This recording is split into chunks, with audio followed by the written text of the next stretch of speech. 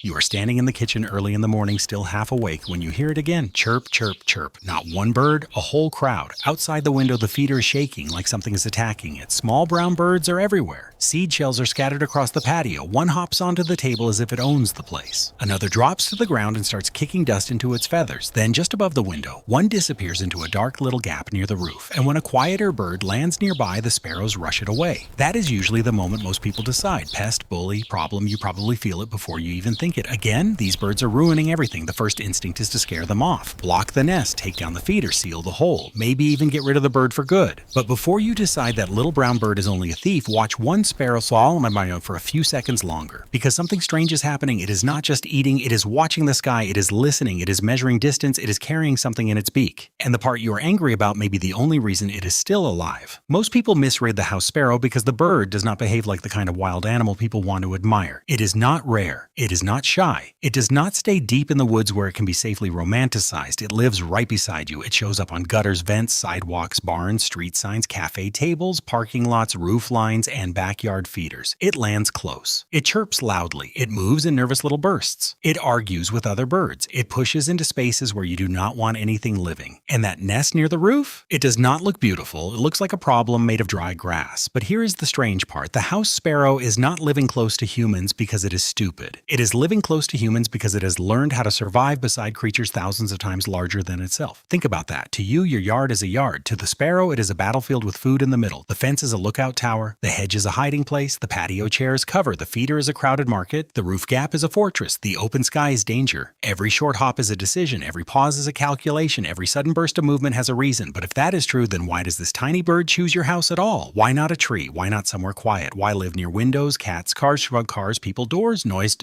and storms? That is the first thing most people never stop to ask. The house sparrow has built its life around danger, not around peace, around danger. Its day is made of tiny questions. Where can I land without being caught? Which bird is stronger than me? Which bird can I push away? Which shadow means hawk? Which crack in the wall is safe? Which crumb is worth crossing open ground for? Which sound means flee? A sparrow does not have much room for mistakes. It is small, it is visible, it is edible. Almost everything around it is bigger than it is. So it uses what it can. And what it can use very often is us. A gap under the eaves may look like damage to you. To the sparrow, it is shelter with a roof, walls, shade, and a narrow entrance. A street light may look like metal and wires to you. To the sparrow, it can be a hidden chamber above the ground. A nest box meant for another bird may look like a kind little backyard project to you. To the sparrow, it is a ready-made cavity in a dangerous world. That is why house sparrows often choose human-made structures: eaves, wall cavities, roof gaps, signs, street lights, vents, nest boxes. The places people build become the places the sparrow reads. And then it begins to build, not delicately, not in a way that pleases you. It gathers dried grass, weeds, straw, feathers, bits of string, scraps of paper, and whatever soft material the neighborhood gives it. It stuffs that material into the hidden space and turns a crack in your house into a chamber. Sometimes that nest is reused. Sometimes it becomes part of a longer story than you ever noticed. To you, it may be a messy clump that needs to be removed. But to the sparrow, it is memory. It is shelter. It is a place where danger has been survived before. And that raises a stranger question. If the house sparrow is mostly a seed-eating bird, why does it suddenly act like a hunter? You might see it under the feeder and think you already know what it wants. Seed, crumbs, spilled grain, something easy. And most of the time, that would not be wrong. Adult house sparrows do eat a lot of seeds and grains. They take bird seed. They take spilled feed. In cities, they may take crumbs and scraps because humans leave food everywhere. But then summer comes. And the bird changes, not completely, just enough to reveal what is hidden. One morning, that same sparrow drops into the damp grass and ignores the seed. It moves under a plant, it checks the edge of a leaf, it pauses so hard it almost disappears into stillness. Then it strikes. A tiny insect was moving there. The sparrow grabs it, and instead of returning to the feeder, it flies upward, toward the roof, toward the gap, toward the place you were thinking about sealing. And now the story becomes different, because adult sparrows can live mostly on seeds, but chicks need protein. When they are raising young, insects become important. The sparrow that looked like it was only stealing from your feeder may be searching for soft food for nestlings hidden above your head. That is the first real wait moment. The little thief at breakfast may be a parent on a supply run, and the yard you thought it was messing up may be the route it uses to keep its chicks alive. Imagine the yard after rain. The patio stones are dark. The flower pots drip slowly. The feeder sways a little in the wind. The house has gone quiet. No footsteps, no door opening, no human voice. A male sparrow lands on the fence. He does not move at first. One eye looks toward the hedge. A cat has passed there before. The other eye checks the open sky. A hawk has crossed there before, he waits. This is the part people never notice because from the kitchen window all sparrows look busy. But this bird is not rushing because it is careless. It is rushing because the safe moments are short. He drops to the chair, then to the flower pot, then to the wet grass. His head snaps left, right down there. A small movement under a leaf. He strikes. The insect is gone in an instant. Then the sparrow launches upward, not toward the easy food, but toward the roofline. The dark gap takes him in. For a moment, nothing happens. Then from inside, tiny voices answer. The same bird that looked greedy at the feeder is now apparent racing against hunger. And now another thing begins to make sense. The fighting. At the feeder, house sparrows can look cruel. One lands and pushes another aside. Two flutter up in a burst. A softer bird tries to come in and the sparrows rush it away. Seed falls. Wings flash. The whole feeder becomes noise. Most people see that and think they are just bullies, but what looks like chaos can be a social contest. The birds are not only eating, they are watching each other, they are reading rank, they are waiting for a gap, they are testing who will move and who will hold position. A feeder compresses a lot of need into one tiny place, so every bird becomes part of a small, nervous argument. Food is not just food, food is time, food is energy. Food is the difference between returning to a nest with something and returning with nothing. That does not mean the sparrow is polite, it does not care about your idea of fairness at the feeder. But its aggression is not random, it comes from pressure, from hunger, from competition, from the constant need to take a chance and survive the consequences. And this is where the mystery deepens. Even the behavior that looks dirtiest has a purpose. You may have seen it on a dry patch of soil. A sparrow drops down, crouches low, flutters, scratches, and throws dust through its feathers. It looks messy, it looks strange. It can leave a little hollow in the ground. It can make the bird look even dirtier than before. And most people pass by thinking, there it goes again making a mess. But dust bathing is not a random dirty habit, it is feather care. A bird's feathers are not decoration, they are warmth, flight, bite, balance, escape, survival. Dust can help a bird work through oils and tiny irritants before it shakes out and preens, so the bird that looks like it is rolling in dirt may actually be maintaining the very thing that keeps it alive. That is the second wait moment. The dirty little dust bath is not dirtiness, it is maintenance. It is a small animal caring for its flight equipment in the only way it knows. And once you see that, the whole bird starts to change. The chirping is no longer just noise. The roof gap is no longer just trespassing. The feeder fight is no longer just bullying. The dust is no longer just mess. It is a system, a loud, twitchy, stubborn survival system built into a bird so common that people stopped looking closely. But that still leaves one uncomfortable truth. Sometimes house sparrows really do cause problems. This part matters. In some parts of the world, house sparrows belong there. In other places, they were introduced and they can compete with native cavity nesting birds. They can take nest boxes, they can fight for nesting spaces, they can make life harder for birds people are trying to protect. And yes, nests near vents, food areas, or sensitive parts of a building can create hygiene or maintenance problems. So the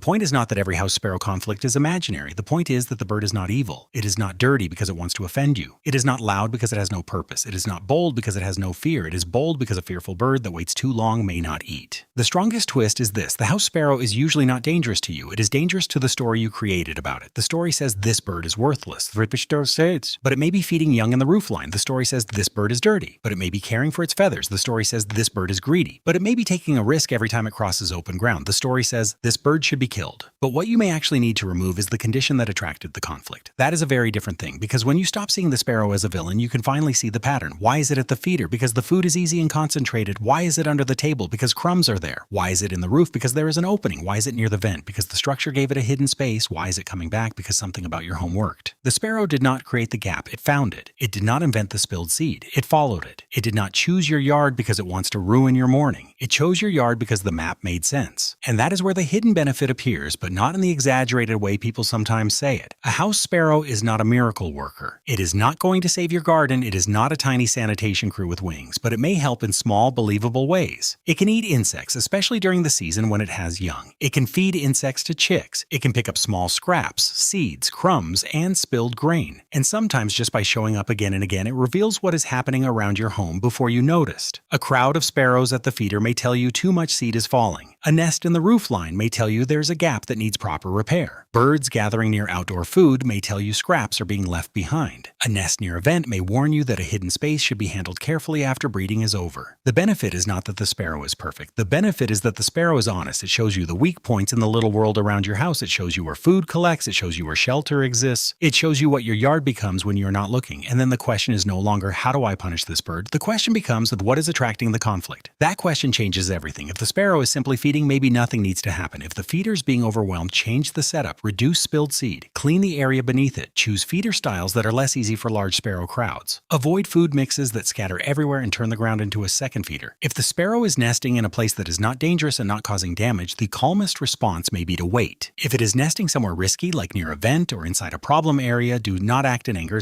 In many situations, the better path is to wait until the nesting cycle is finished, then seal the opening properly so the same thing does not happen again. Because tearing into a nest blindly can turn a maintenance problem into cruelty, and poison, glue traps, or reckless nest destruction are not intelligent solutions. They can cause suffering, harm other animals, and fail to fix the reason the bird came there in the first place. If native birds are part of the concern, then the answer depends on where you live. Use local wildlife guidance. Use region-appropriate nest box designs. Do not assume the same rule works everywhere, because the house sparrow story is different in different places. In one region, it may be a familiar native neighbor. In another, it may be an introduced competitor. But in every region, it is still a living animal, not something to kill casually because it annoyed you before breakfast. And now, go back to that first morning. The shaking feeder, the seed shells, the sparrow on the patio table, the bird disappearing into the roof. At the beginning, it looked like a dirty little thief. Now it looks like a tiny strategist. At the beginning, the chirping sounded pointless. Now it sounds like a flock keeping contact in a dangerous world. At the beginning, the dust bath looked disgusting. Now it looks like feather care. At the beginning, the roof gap looked like invasion. Now it looks like a hidden chamber built from grass, paper, feathers, and risk. At the beginning, the insect in the beak looked like nothing. Now it looks like a delivery. A small life carried to smaller lives waiting in the dark. This is the part that stays with you. The sparrow has been beside humans for so long that people stopped seeing it as wild. It became background noise, a moving speck, a nuisance on the feeder, a brown bird too common to matter. But common does not mean simple, and annoying does not mean worthless. The house sparrow is not innocent in every situation. It can compete, it can crowd, it can make messes, it can choose places that create real problems, but it is not a throwaway creature. It is not a mistake with wings. It is a survivor people have judged before understanding. Maybe that is why it bothers us. It does not stay where we think nature belongs. It lives in the edges we made, under the eaves, in the wall, beside the cafe chair, on the street sign, near the feeder, in the dust patch by the fence. It uses the human world like a map, and then we get angry when it reads that map better than we do. So the next time you hear that chirping from the roof, pause for 1 second. Not to romanticize it, not to pretend there is never a problem, just to see it clearly. A tiny body, a fast heart, a bird built for pressure, a creature moving through hunger, rivals, weather, cats, hawks, glass, and human judgment. The final moment is ordinary. You are back at the window, the yard is quiet now, the feeder barely moves, the patio still has a few shells scattered below it, the roofline holds its shadow. Then a single house sparrow lands on the fence. It looks small, smaller than the anger it caused. It turns its head once toward the hedge, then toward the sky. It waits, and this time you do not see a pest first. You see the alert eye, the quick breath, the small body built for risk. Then it chirps, same sound as before, but now it feels different. Not beautiful, not harmless, not perfect, just alive.